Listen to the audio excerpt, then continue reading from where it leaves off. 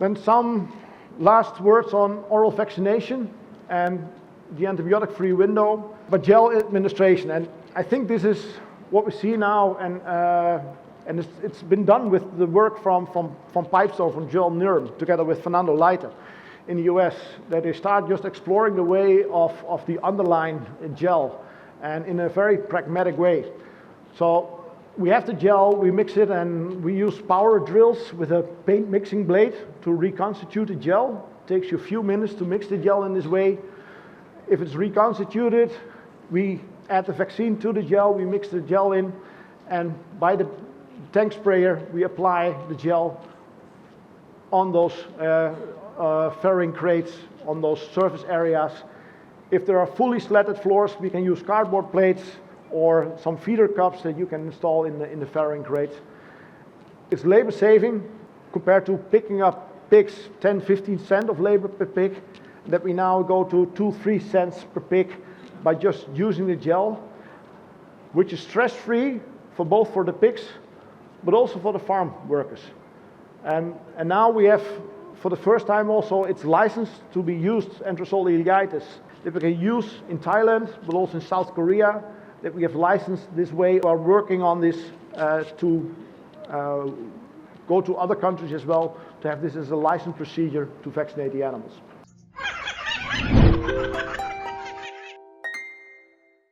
When we monitored 540 pigs in the system, and we use about 10 to 12 milliliters of gel per piglet. We're working on several protocols at this moment, but it's a very convenient way of applying mass vaccination. And in this way, we do not need to drench the pigs, and we also can overcome the post-weaning antibiotic window that we have. So it's a convenient way of vaccination with enterosol ileitis before weaning. And also in Europe now, the first farms are using the gel, and once they have experienced the way of gel vaccination, they don't want to go back to drenching or to drinking water. They're very happy with this new, innovative way of vaccination. When you look at either by gel or by drinking water, there are no significant differences between gel and drinking water, but we see significant improved performance to the challenge controls which are not vaccinated. So basically, we can compare gel administration, the same efficaciousness as with water vaccination, and both groups perform better than the non-vaccinated challenge animals in the study. The Metabi, there's a setting in here that you can clearly indicate how much gel you want to administer per liter. We use currently about 120 ml of gel vaccine solution per liter. We adjusted the volume a bit also for the average liter size that there is, and it's just a commercial backpack sprayer that we can use. But depending on how much liters you want to vaccinate, you can adjust the protocol and use less or more gel to vaccinate the pigs. And substantially less time versus drenching or versus injection. It's a very convenient way for farm workers, but also convenient for the pigs as well.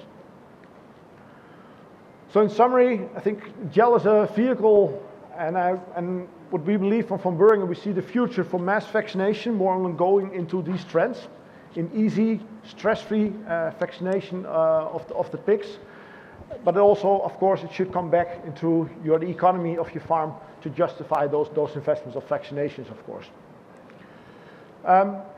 One of the last slides, 20 years experience we have. This is a summary of 38 studies that we used, that enterosol ileitis is used under farm circumstances. So this excludes challenge trials, because challenge trials in general focus 4 or 5 weeks post-challenge, and then it ends with necropsy.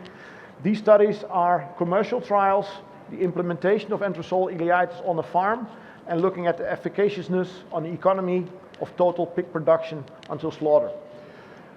The summary of those 38 studies indicate that we see an average daily gain increase of about 37 grams on average, but also a feed conversion ratio of 0.08 units. So this equals to about 7 to 8 kilograms of feed saved, a bit depending on your slaughter weight. And aside to that, a reduction of mortality.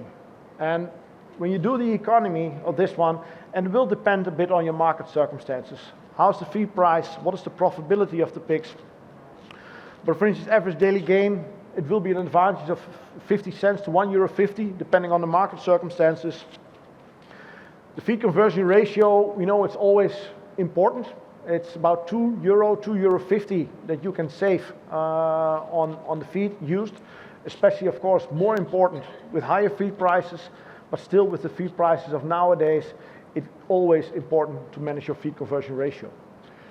Mortality, I think, is maybe the easiest part to monitor on ileitis, and we see in general a reduction of 0.8% of mortality, but the majority of economy is mainly in the subclinical form of ileitis, with having an improvement of average daily gain and a reduction of mortality. And if you can monitor those units, you can do your calculation on your own market circumstances, and our BI technical staff is happy also to help you out to look with your production parameters what this can result in for your specific farm, for your specific market circumstances, to calculate what these interventions mean. I would like to challenge you, if you have those herd improvements, we are convinced if you invest $1 per vaccination or per watt of intervention, if it pays you back €2, €3, €4, that you will be committed to do business and to keep using those interventions, because economically it's rewarding at the end. So in summary, antibiotic-free reduction, I think it's possible with increasing performance.